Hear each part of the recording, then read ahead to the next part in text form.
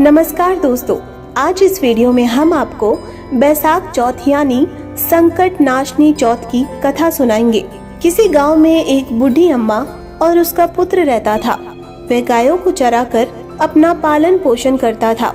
उसकी माता 12 मासी चौथ माता का व्रत करती थी। वह हर महीने की विनायक चौथ को चूरमे के 5 लड्डू बनाती थी। उनमें से एक चौथ माता का, एक गणेश जी का, एक गाय का निकाल कर दान करती, एक बेटी को खिलाती और एक स्वयं खाती। जब वैसाख महीने की चौथ थी, बेटा पड़ोसन के घर गया। वहाँ चूरमा देखकर पूछने लगा। तब वह बोली, आज वैसाखी चौथ है, इसलिए मैंने चूरमा बनाया है।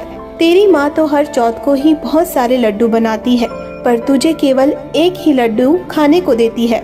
ठंडी बासी रोटी खाने को देती है। लड़का पड़ोसन की बातों के बहकावे में आ गया और अपनी माता से बोला, माँ तू तो चूरमा खाती है और मुझे सिर्फ एक लड्डू देती है, इसलिए तू अब चौथ माता का व्रत करना छोड़ दे। माँ ने कहा, बेटा मैं तो चौथ माता का व्रत तेरी ही सुख शांति के लिए करती हूँ, मैं ये व्रत नहीं छोड़ सकती। यह सुनकर बेटा नाराज होकर विदेश जाने लगता है। माँ बोली, बेटा यदि तू मेरे से नाराज होकर विदेश जाना चाहता है तो ये माता जी की आंखें अपने साथ ले जा। यदि तेरे पे कोई संकट आए तो चौथ माता और विनायक जी का नाम लेकर इन्हें डाल देना, तेरा संकट दूर हो जाएगा।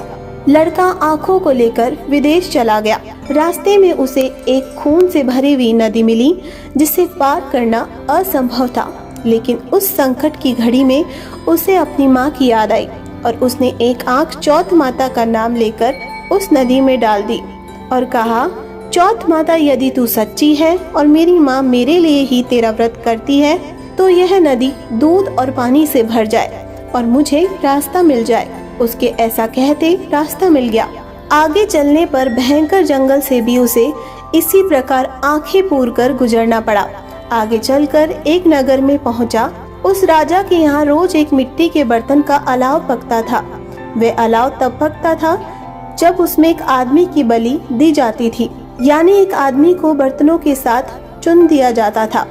उस लड़के ने वहां जाकर देखा, एक बुढ़िया माई आटा पीसते जा रही थी और रोती जा रही थी।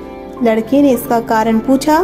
तब बुढ़िया बोली कि आज मेरे इकलौते बेटे का इस अलाव में जाने का नंबर है। तब वह लड़का बोला, हे बुढ़िया माई, तू मुझे जल्दी से खाना खिला दे, तेरे पुत्र की जगह मैं जाऊंगा। बुढ़िया माई ने मना करने पर भी वह नहीं माना और राजा का बुलावा आने पर अपना सामान बुढ़िया माई के घर छोड़कर चला गया। साथ में चौथ माता की आंखें व एक जल का लोटा उस अलाव में अपने साथ रख दिया और चौथ माता का नाम लेकर बैठ गया। दूसरे दिन अलाव पककर तैयार हो गया। लोगों को बहुत आश्चर्य हुआ। प्रजा ने जाकर राजा से ये बात कही। तब राजा स्वयं देखने आए।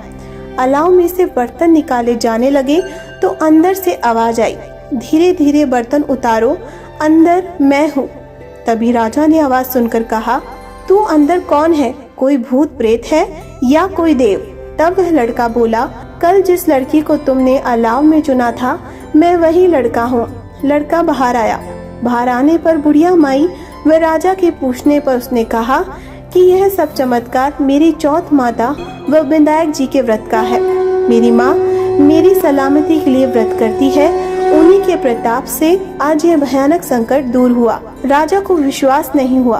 तब राजा ने 2 घोड़े मंगाए, एक पर स्वयं बैठा और दूसरे पर लड़के को बिठाकर उसके हाथ पैरों में जंजीर बांधी और कहा, यदि तेरी चौथ माता सच्ची है तो ये जंजीर मेरे हाथ पैरों में आ जाए।